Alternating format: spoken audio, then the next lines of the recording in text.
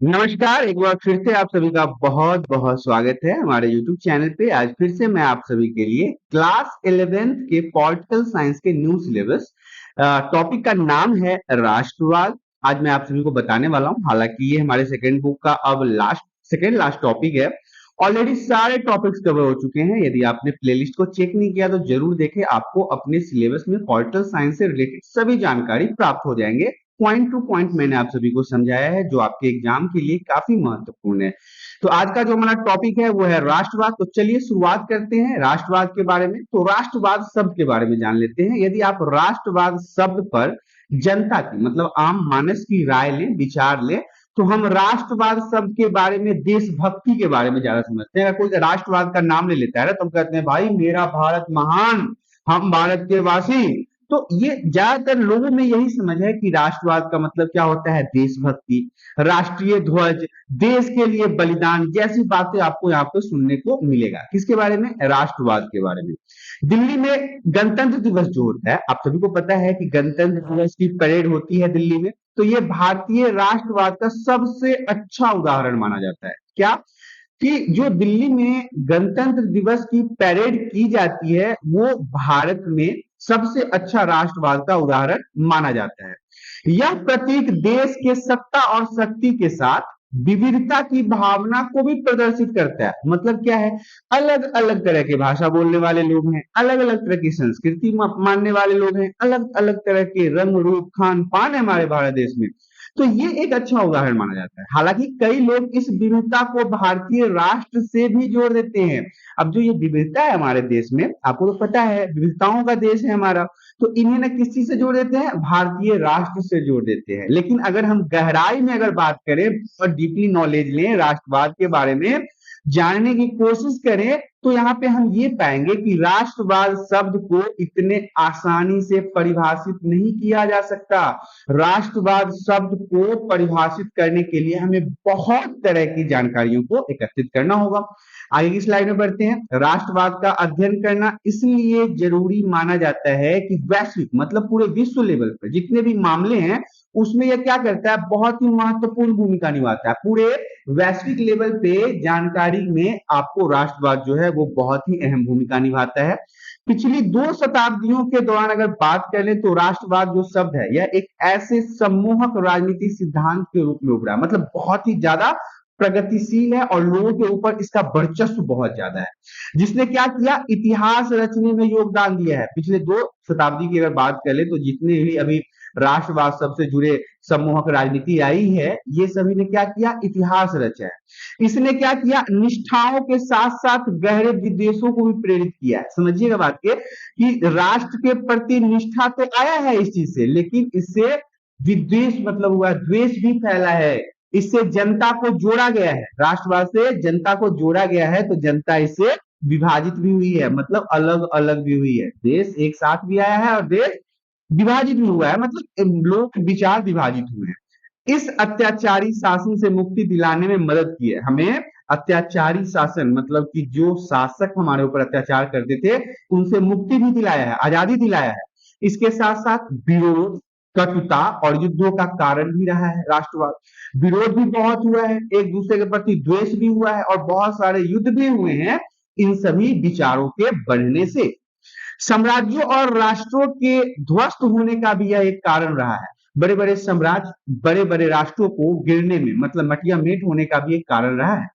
राष्ट्रवादी संघर्षों ने राष्ट्रों और साम्राज्यों की सीमाओं के निर्धारण किया, पुनर्निर्धारण में भी योगदान किया है, सीमाओं का संयोजन किया है, सीमाएं बनी हैं। आज दुनिया का एक बहुत बड़ा भाग विभिन्न राष्ट्र राज्यों में बटा हुआ है। आपको तो पता है विभिन्न राष्ट्र राज्य बंटने का मतलब है, एक भारत है, अमेरिका है, कनाडा है, जापान है, इटली है, जर्मनी है, पाकिस्तान है, बांग्लादेश है, बहुत सारे देश हैं। तो ये अलग अलग राष्ट्र में तो है ना।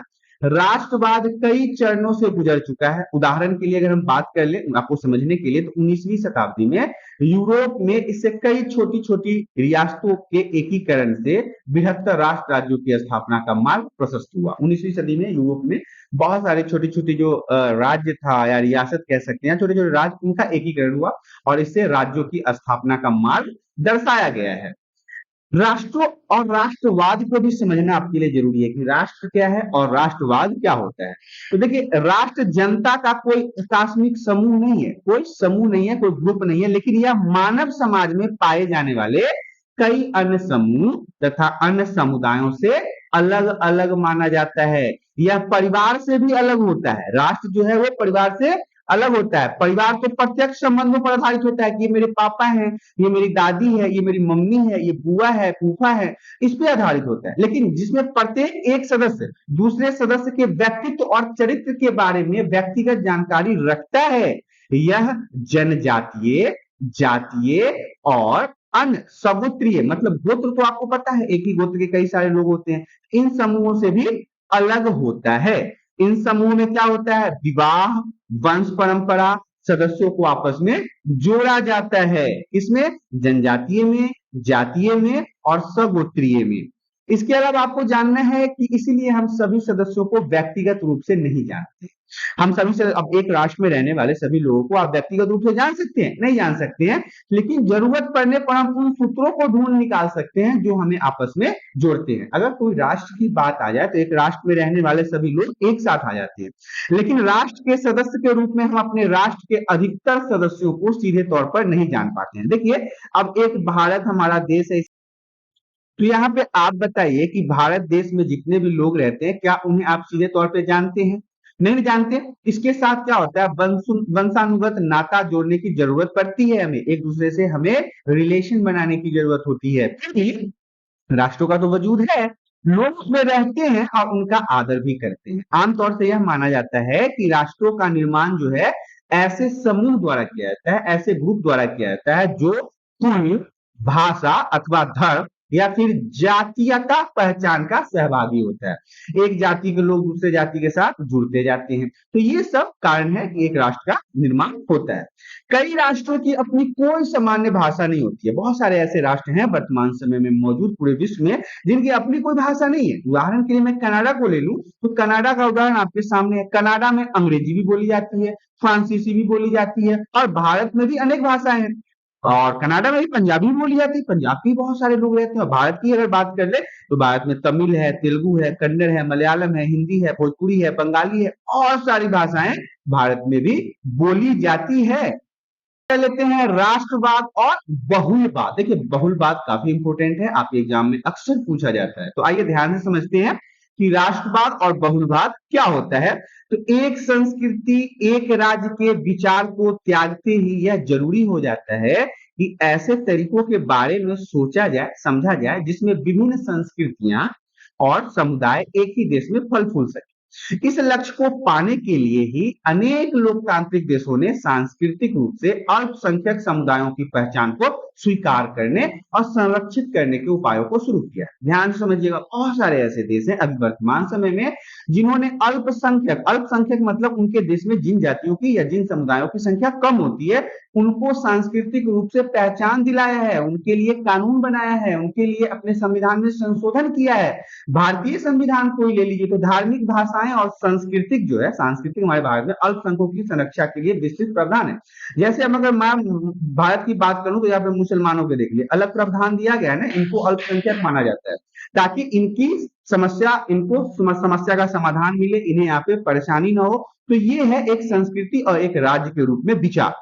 विभिन्न देशों में समूहों को जो अधिकार प्रदान किए गए हैं उनमें शामिल है अल्पसंख्यक समूह एवं उनके सदस्यों की भाषा। अल्पसंख्यक समूह तो आपको समझ में आ गया होगा, किसी देश में ऐसे लोग जिनकी संख्या बहुत कम होती है उन्हें अल्पसंख्यक कहा जाता है। तो उनको संभालने के लिए, उनकी संस्कृति को संभालने के लिए, उनकी भाषा को संभालने के लिए, उनके धर्म को संभालने के लिए संवैधानिक संरक्षण का अधिकार प्राप्त है। उनको वहां पे कानून उनके लिए बनाया गया। कुछ मामलों में इन समूहों को विधायी संस्था और अन्य राजकीय संस्थाओं में प्रतिनिधित्व का भी अधिकार होता है। कई जगहों पे इन्हें राजनीति में घुसने का भी अधिकार प्राप्त है। इस तरह से आपने देखा class 11 political science new syllabus जिसका नाम था राष्ट्रवाद, जो आपके लिए काफी इंपॉर्टेंट है। राष्ट्रवाद के अलावा आपको यहाँ पे राष्ट्र और राष्ट्रवाद को भी समझना महत्वपूर्ण था, और ये जो बहुवाद है ये तो वेरी वेरी इंपॉर्टेंट है, इसको बिल्कुल आप याद कर लीजिएगा, आपके एग्जाम के लिए काफी महत्वपूर्ण है। तो आशा करता हूं कि यहाँ पे दी गई जानकारी आप सभी को पसंद आई। यदि वीडियो पसंद आया तो वीडियो को लाइक जरूर करें, चैनल पे पहली बार आया तो चैनल को सब्सक्राइब कर ले, ताकि इसी प्रकार के एजुकेशनल वीडियो आपको हमेशा प्राप्त होती रहे। आज के लिए इतना ही, धन्यवाद।